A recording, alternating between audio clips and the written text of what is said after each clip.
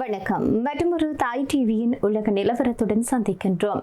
Oman கடற்கரை அருகே GFS Galaxy என்ற வணிக கப்பல் மீது நடத்தப்பட்ட தாக்குதல்களுக்கு ஞாயிற்றுக்கிழமையன்று எதிர்வினையாற்றிய இந்திய வெளியுறவுத்துறை அமைச்சகம் கடுமையான கண்டனங்களை தெரிவித்தது.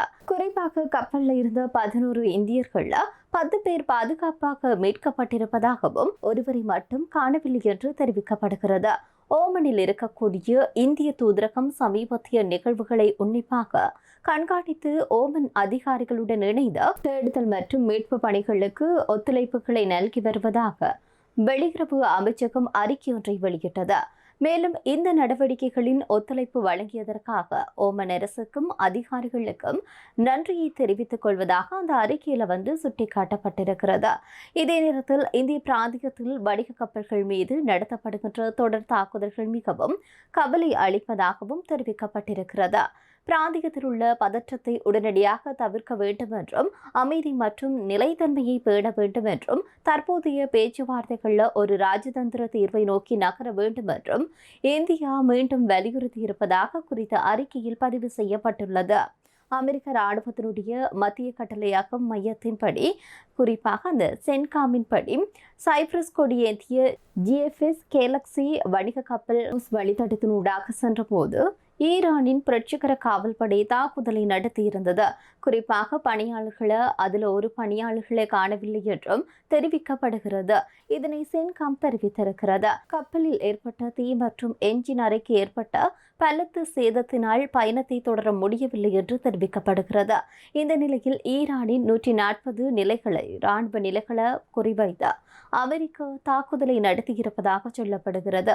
மறு அறிவிப்பு வரும் வரை ஹார்மோஸ் நீரிணையை மூடியுள்ளதாக இஸ்லாமிய புரட்சிகர காவல்படை அறிவித்திருக்கிறது. ஈரான் அரசு ஊடகங்களின் அறிக்கையின்படி பார்க்கிற போது அந்த கப்பல் அரசின் சிக்னல் அமைப்புகளை நிறுத்தி குறித்த வழித்தடத்திலிருந்து விலகியதனால்தான் தாக்கப்பட்டிருப்பதாக ஈரான் தரப்புல இருந்து தகவல் வெளியாகியிருக்கிறது.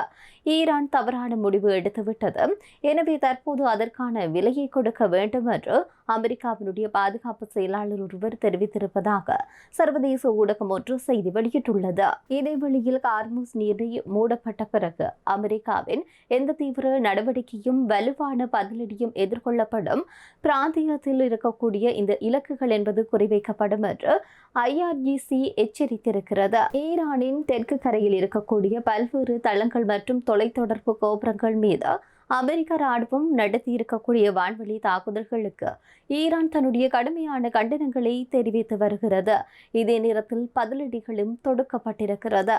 IRGCயின் தாக்குதல்களுக்கு தொடர்ந்து ஜோர்டான் பிரின்ஸ் ஹசன் விமானப்படை தளத்தில் இருக்கக்கூடிய கட்டுப்பாட்டு மற்றும் கட்டளை மையம் மற்றும் MQ-8 ட்ரோன்கள் சேமித்து வைக்கப்பட்டிருந்த கட்டிடம் அளிக்கப்பட்டிருப்பதாக ஈரான் தகவல் தெரிவித்திருக்கிறது. இந்த தாக்குதலை தொடர்ந்து பஹ்ரைன் மற்றும் ஐக்கிய அரபு அமீரகம் எச்சரிக்கையான நிலையில் இருப்பதாக சொல்லப்படுகிறது. இதே நேரத்தில் சைரன் ஒலி எழுப்பப்பட்டிருப்பதாக சர்வதேச ஊடகம் ஒன்று செய்தி வெளியிட்டுள்ளது.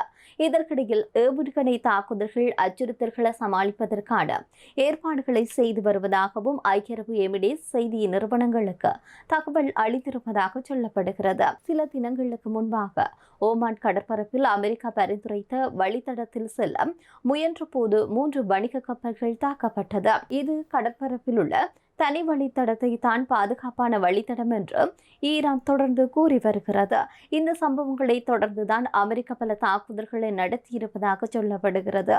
இந்த தாக்குதலில் 17 பேர் கொல்லப்பட்டதாகவும் 115 பேர் காயமடைந்திருப்பதாகவும் ஈரானின் அதிகாரிகள் தெரிவித்தனர். இதற்கு பதிலடியாக வளைகுடா பிராந்தியத்தில் இருக்கக்கூடிய அமெரிக்க படைத்தளம் இருக்கக்கூடிய இடங்களை குறிவைத்து ஈரான் தொடர்ச்சியாக தாக்குதலை நடத்தி வருகிறது.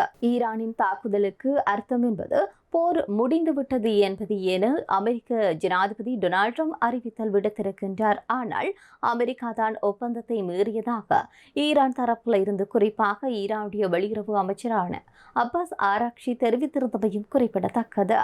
எனினும் பேச்சுவார்த்தைகள் தொடரும் மற்றும் அதற்கான நடைமுறையை மீண்டும் தொடங்குவதில் மத்தியஸ்தர்கள் ஈடுபட்டிருப்பதாகவும் ட்ரம்ப் தெரிவித்திருந்தமையும் குறிப்பிடத்தக்கது.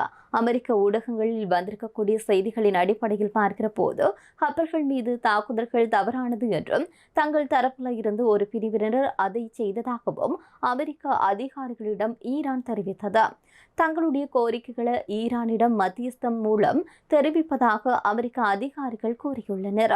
இந்த நிலையில் அமெரிக்கா மற்றும் இஸ்ரேலுடனான சமீபத்திய போரின் போது ஈரானின் ட்ரோன் உற்பத்தியை 3 மடங்கு அதிகரித்துள்ளதாக அந்த நாட்டினுடைய பாதுகாப்பு அமைச்சரான பிரிகேடியர் ஜெனரல் மஜித் எஃபின் ரெசா தெரிவித்திருக்கின்றார்.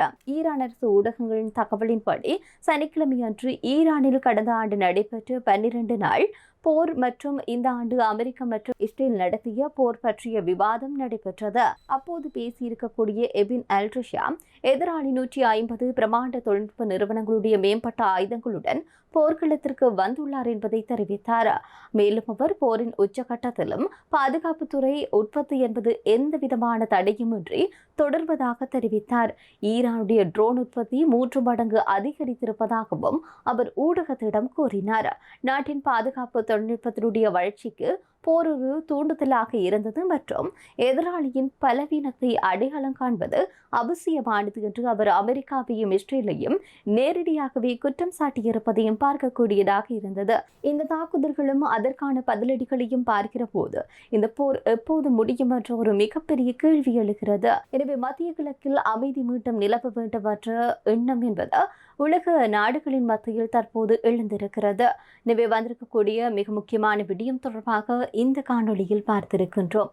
மற்றும் ஒரு தாய் டிவியின் உலக நிலவரத்தில் சந்திப்போம். நன்றி.